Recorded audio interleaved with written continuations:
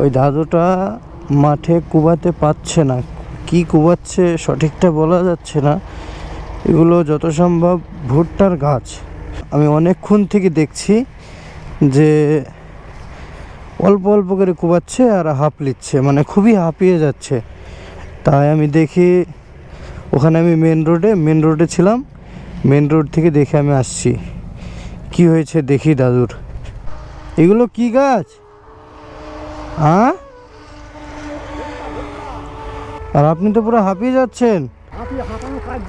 ছেলেপিলে নাই? মেয়েদের বিয়ে শাদী হয়ে গেছে নাকি সব? ভুঁই আপনার নিজের? তো ভুঁইও নিজের না? ভুঁই আপনার নিজের কট্টক আছে? হ্যাঁ,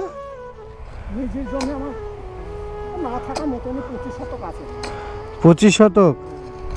এইগুলো এতটুকু করলেন, এগুলো সব করবেন নাকি?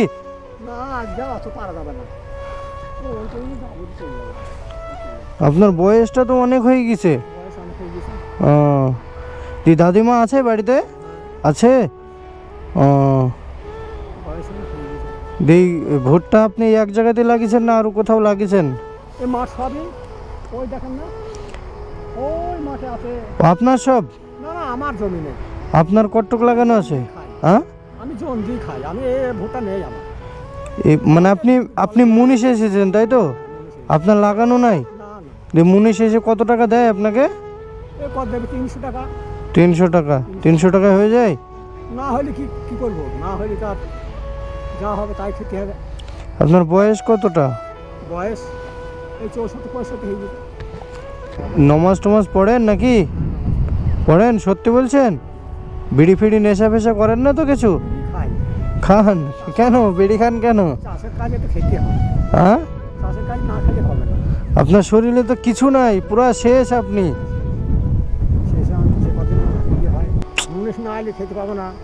একটু জমি 25 শতক আছে, সে জলে ডুবে আছে, এখন কিছু হবে না। আপনার 25 শতক জমি আছে, ওটা আবার জলে ডুবে আছে, ওটা চাষ করতে পারেন না?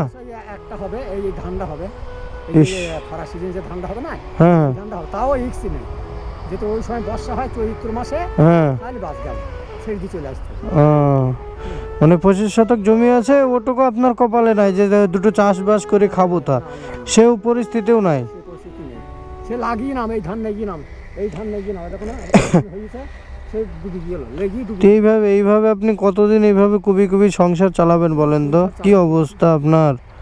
খাওয়া দাওয়া করে এসেছেন তো বাড়ি থেকে? হ্যাঁ, খাবার নিয়ে এসেছিল, দাদিমা এখানে খাবার নিয়ে এসেছিল, ওই খেলেন তাই তো? আপনাকে খাবার এখানে নিয়ে এসে দেয়? তাহলে ওই 350 টাকা দেবে, কিছু দেয় না। লেন, আমার কাছে এই মুহূর্তে এই কটা টাকা ছিল, বুঝতে পেরেছেন? তো এটা আপনি খুশি করে আপনার নাতি হিসাবে আপনি দিচ্ছে আপনাকে, আপনি রাখেন। হ্যাঁ।